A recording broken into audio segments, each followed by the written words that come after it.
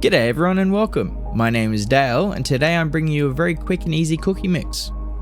This mix has also been used in my caramel fluff treat. Now this recipe can be a base for many delicious items, but today we'll be making jam drops, 2 different ways.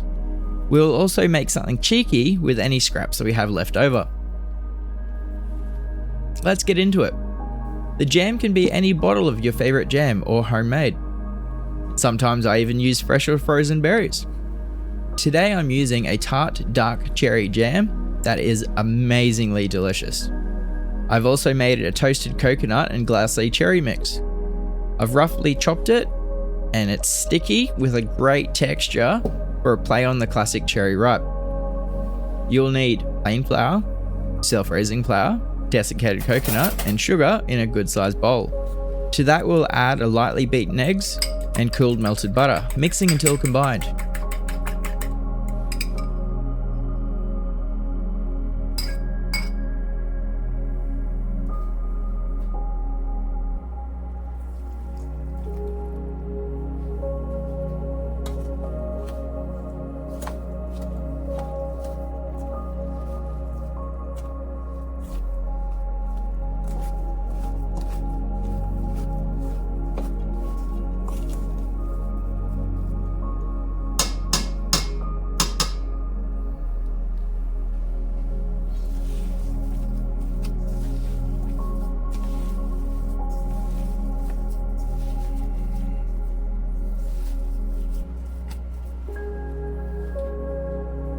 Once you have combined the cookie base, it's time to shape the cookies. I'm using a tablespoon measure with a spray of oil to speed up the process. By all means, you can use your hands, but keep in mind you want consistent sizes for even cooking.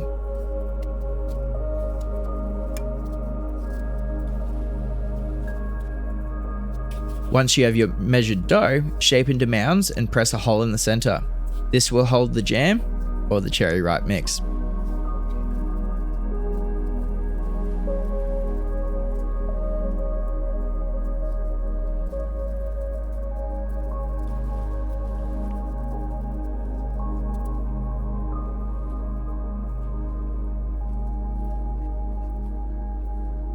Next, fill the center with the jam of your choice.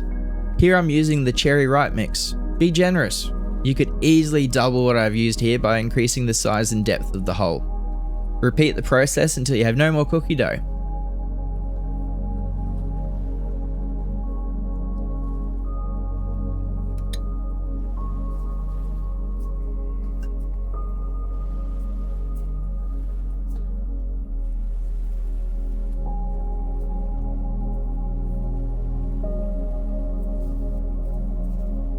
In this batch, I'll be using that delicious dark cherry jam.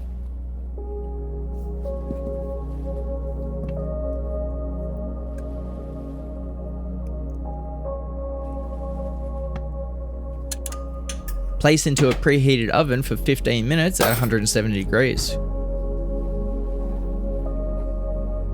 Or cook until the edges are slightly golden.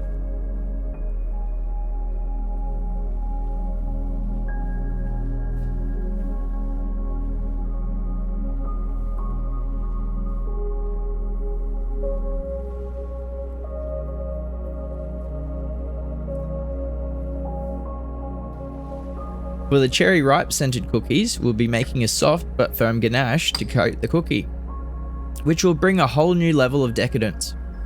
The ganache is super easy with only 2 ingredients: equal portions of chocolate and cream.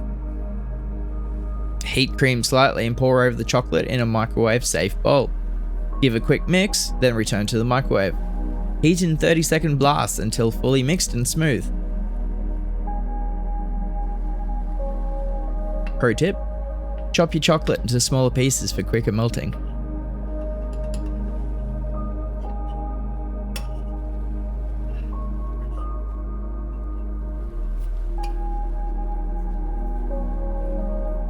As the ganache loses heat, it will thicken and you can drizzle if thick enough.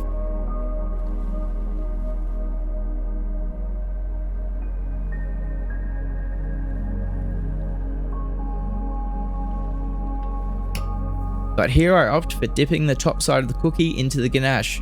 It creates a seal over the cherry ripe mix.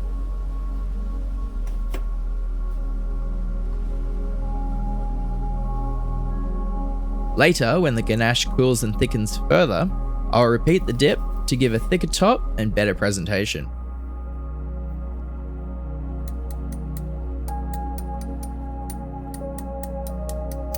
Lightly dust with cocoa powder and watch them disappear.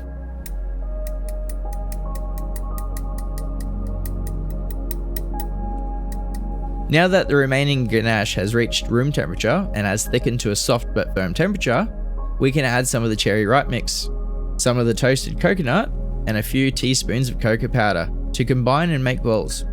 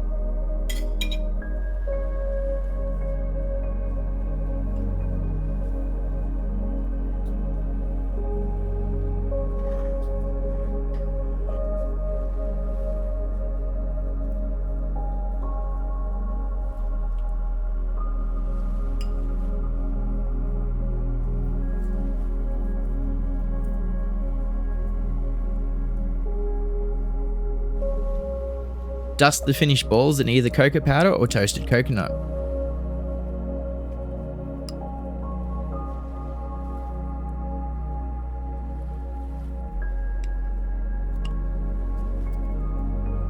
Now these were incredibly delicious, and I think they'll warrant further development in a future video.